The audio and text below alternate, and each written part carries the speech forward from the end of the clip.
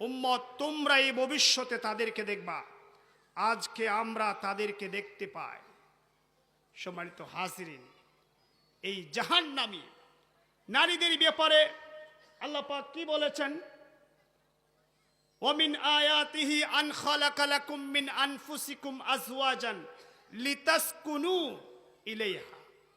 নারীদেরকে আল্লাহ পাক তৈরি করেছেন যে নারীর কাছে গিয়ে একজন পুরুষ শান্তি পাবে। নারীর কাছে গিয়ে একজন পুরুষ কি পাবে? শান্তি পাবে, আরাম পাবে।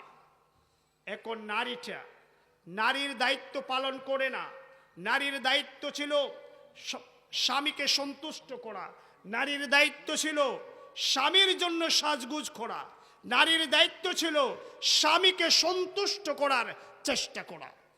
আর আজকে আপনার টাকা দিয়ে আপনি মোহর দিয়ে বউ এনেছেন, ওই বউয়ের সৌন্দর্য দেখে মানুষগুলো আপনাকে সৌন্দর্য দেখায় না, বাড়িতে সুন্দর করে সাজগুজ করে থাকে না।